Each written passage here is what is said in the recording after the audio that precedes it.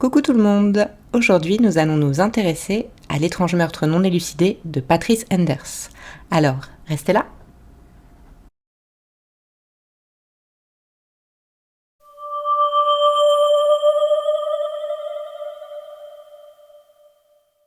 Cette histoire se passe aux États-Unis.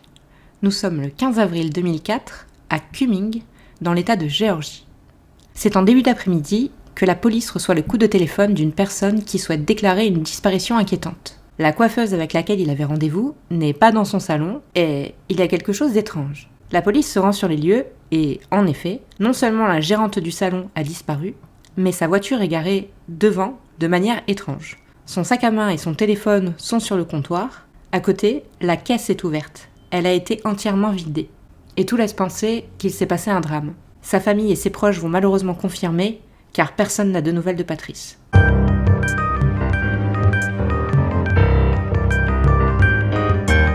Patrice Enders est née le 28 novembre 1965 en Ohio. Au moment de sa disparition, elle a 38 ans et elle a un fils de 15 ans, Pistol. Elle n'est plus avec son père, mais ils ont gardé de très bons contacts. Il y a 8 ans, Patrice a rencontré son nouveau mari, Ron Enders, au salon de coiffure où elle travaillait. C'était un client. Ils se sont tout de suite plu malgré leurs 20 ans d'écart. Patrice avait 30 ans et Ron avait 50 ans à l'époque. Patrice est une femme drôle, positive et toujours souriante. Elle a fini par ouvrir son propre salon de coiffure, aidée par son mari après avoir travaillé dans de nombreux autres salons. Elle adore son métier, c'est une passionnée de coiffure. Mais ce qu'elle aime par-dessus tout, c'est bien sûr son fils, Pistol, qu'elle n'aurait jamais abandonné de son plein gré.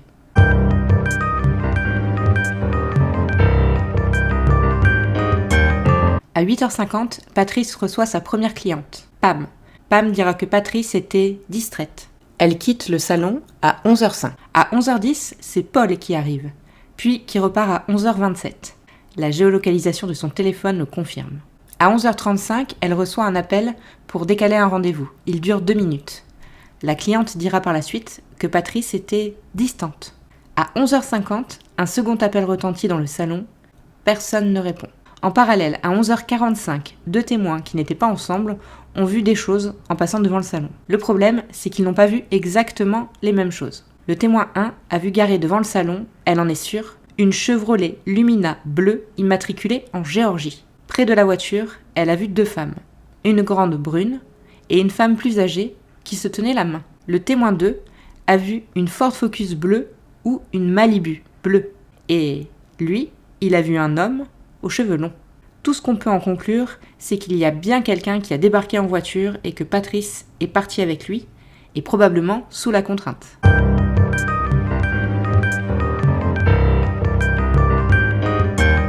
Dès le premier jour de la disparition de Patrice, Ron a été interrogé par la police. Pistol et certains proches de Patrice diront aux policiers qu'ils pensent que Ron est le coupable. Il était possessif et jaloux. Patrice voulait divorcer. Ron avait donc un mobile, mais le matin du 15 avril, alors que Patrice était au salon, Ron était chez eux. En partant travailler, il a fait le plein de sa voiture. La station essence est à 45 minutes du salon de coiffure. Il s'est ensuite rendu à son travail, où il a pointé. Techniquement, Ron ne pouvait pas être au salon de coiffure entre 11h35 et midi ce matin-là. Cependant, au lendemain de sa disparition, il agit pour le moins bizarrement. Il change toutes les serrures de sa maison, mettant par la même occasion son beau-fils Pistol, âgé de 15 ans et qui vient de voir sa mère se volatiliser, directement à la porte de chez lui. Pistol ira vivre chez son père. En fait, leur relation a toujours été très conflictuelle. Ron, il le dit lui-même, il n'aimait pas Pistol. Les relevés téléphoniques et bancaires de Patrice sont épluchés. Ses amis et clients auditionnés. Rien n'en ressort. Le 19 septembre 2004, Jeremy Brian Jones est arrêté pour le viol et le meurtre de Lisa Nichols. Lors de son interrogatoire, il déclare avoir tué 21 femmes dans 5 états différents ces 12 dernières années. Et il avoue également le viol et le meurtre de Patrice. Drogué à la méthamphétamine, il est rentré dans le salon de coiffure pour demander son chemin. En discutant avec elle, il a compris qu'elle était seule, alors il l'a menacée avec un couteau, forcé à lui donner l'argent de la caisse, à sortir du salon, puis à monter dans sa voiture. Il dessine un plan précis du salon de coiffure, avec l'emplacement des portes et fenêtres, et aussi des véhicules garés devant sa voiture et la voiture de Patrice. Et le plan qu'il dessine est très fidèle à la réalité. Il dit qu'il a ensuite emmené Patrice dans une zone boisée, à environ 65 miles du salon, qu'il l'a violée, puis l'a poignardée à mort avant de jeter son corps dans un ruisseau de la Sweetwater Creek. Mais le problème, c'est que des fouilles ont été menées à l'endroit indiqué et qu'on n'y a rien trouvé. Et puis, le suspect revient sur ses aveux. Il dit qu'il a avoué plus de meurtres afin d'obtenir plus de privilèges en prison.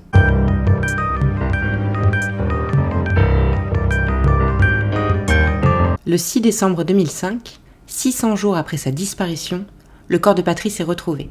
2 bénévoles chargés de rénover l'église Baptiste-le-Banon dans le comté de Dawson sont attirés par des vautours qui tournent autour d'un endroit dans la forêt, supposant qu'un animal mort devait s'y trouver, et c'était bien le cas. Sauf qu'à ce même endroit, ils ont aussi eu la surprise de découvrir un crâne humain avant d'appeler la police. Cette église se trouve à 16 km seulement du salon de coiffure, au milieu des bois. C'est un endroit isolé et très difficile d'accès. Alors on se demande comment elle a pu atterrir là-bas, si elle y a marché elle-même, si on l'a transportée dans une brouette, morte ou vivante. Ça reste un mystère. Pratiquement tous les os de Patrice ont été retrouvés. Il paraît que grâce à cette découverte, la police connaît la cause de la mort de Patrice et qu'il souhaite garder cette information confidentielle.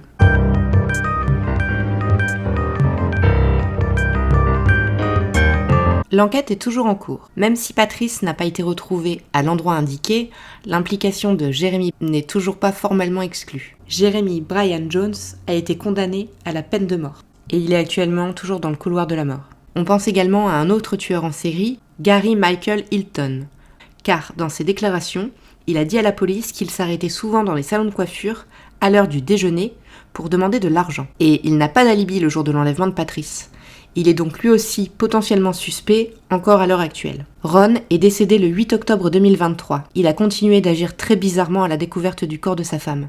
Il a demandé à ce que son squelette soit totalement reconstitué, le plus fidèlement possible, pour qu'il puisse la voir une dernière fois. Après ça, il l'a fait incinérer et a déclaré avoir dormi avec ses cendres pendant très longtemps. Depuis sa mort l'an dernier, son fils Pistol a enfin pu les récupérer. Le dernier espoir de la police est de retrouver l'alliance de Patrice qui n'a pas été retrouvée avec ses ossements, ainsi que 2 autres anneaux qu'elle n'enlevait jamais.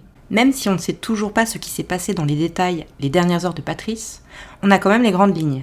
Vol, kidnapping, meurtre. Mais est-ce que tout cela est bien réel ou alors juste une mise en scène ? N'a-t-on pas intentionnellement voulu nous écarter de la vérité avec le vol de l'argent de la caisse ? La clé serait-elle dans le mobile du meurtre ? Pour le savoir, il va falloir tenter de répondre à la question « Pourquoi on a tué Patrice ?»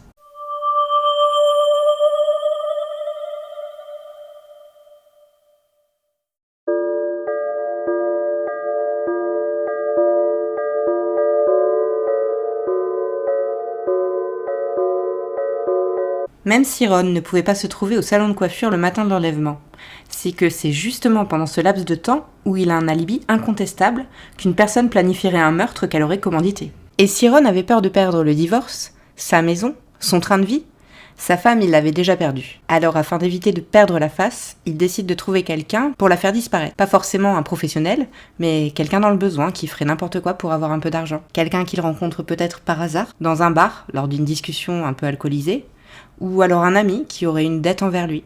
Bref, ils montent le plan ensemble. Ron sait qu'entre midi et 13h, Patrice est souvent seul dans le salon pour déjeuner.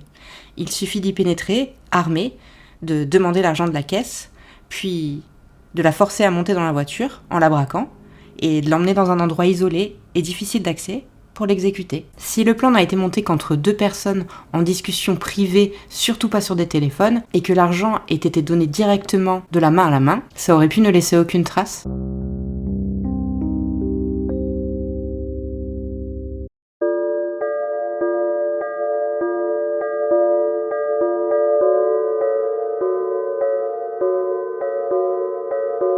Et si les apparences reflétaient bien la réalité ? À savoir, si Patrice était seule dans son salon, prête à déjeuner, et qu'un homme inconnu y était entré, aurait fait semblant d'être perdu et de demander son chemin pour évaluer la situation et s'assurer qu'elle soit bien seule. Une fois renseigné et certain qu'il n'y a personne d'autre dans le salon, il sort alors son arme et lui demande le contenu de la caisse. Patrice s'exécute, pensant qu'il va partir et la laisser tranquille. Mais il n'en est rien. Et à son grand étonnement, il lui ordonne de la suivre et de monter dans sa voiture, toujours avec une arme braquée sur elle. Il sait qu'elle a vu son visage, sa voiture, et qu'à peine il serait parti, elle aurait appelé la police, et qu'il n'aurait pas mis longtemps avant de le retrouver. Alors, il a improvisé en l'enlevant, et continue d'improviser en conduisant à la recherche d'un endroit isolé. C'est là qu'il arrive à l'église, perdu au milieu de la forêt. Alors il se gare et, toujours sous la menace de son arme, lui ordonne de marcher à travers la forêt. Et il est fort probable qu'il en profite pour abuser d'elle avant de l'exécuter et de la laisser sur place. Cet homme pourrait être n'importe qui, aussi bien Michael Hilton que Jeremy Jones, ou alors quelqu'un d'autre, un inconnu. Enfin, quelqu'un qui possède une voiture bleue.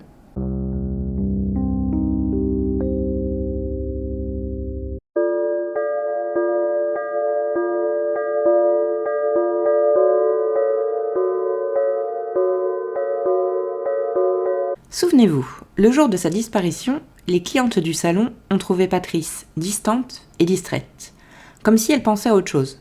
Et si Patrice était amoureuse ? Elle voulait divorcer. Alors il est possible qu'elle ait pu débuter une liaison et que c'est pour cette raison qu'elle était un peu dans la lune. À ça, on rajoute la déclaration du témoin numéro 1 qui, elle, a bien vu 2 femmes devant le salon. Alors, et si Patrice avait une relation avec un homme marié et que sa femme était venue pour se venger ? La police a très rapidement privilégié la piste masculine, mais pourquoi ? Le témoin 2, lui, a vu, je le rappelle, un homme, mais aux cheveux longs. Et s'il s'était trompé et que c'était bien une femme ? Elle serait rentrée incognito dans le salon, prétextant se renseigner pour une prestation, puis, après s'être assurée qu'elle était bien seule, l'aurait menacée avec une arme pour lui demander l'argent de la caisse.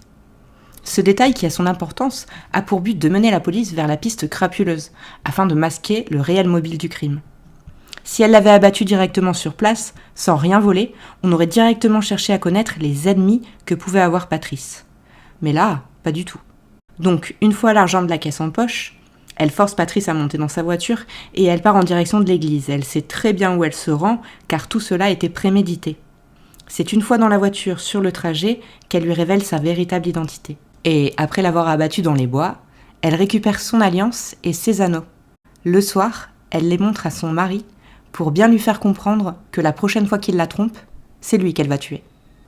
Et oui, les psychopathes sont pas tous des hommes. Il y a bien des femmes qui sont complètement tarées. Et qui sont très capables de faire un coup pareil, surtout aux États-Unis, là où les armes sont autorisées. Alors, quelle théorie vous a le plus convaincu ? Théorie 1. Le divorce. Théorie 2, l'argent. Théorie 3, la jalousie. Ou théorie 4, la vôtre. Pour voter, c'est très simple. Rendez-vous tout de suite dans l'onglet Communauté de ma chaîne. Merci à vous d'avoir regardé cette vidéo et à bientôt pour un nouveau Cold Case.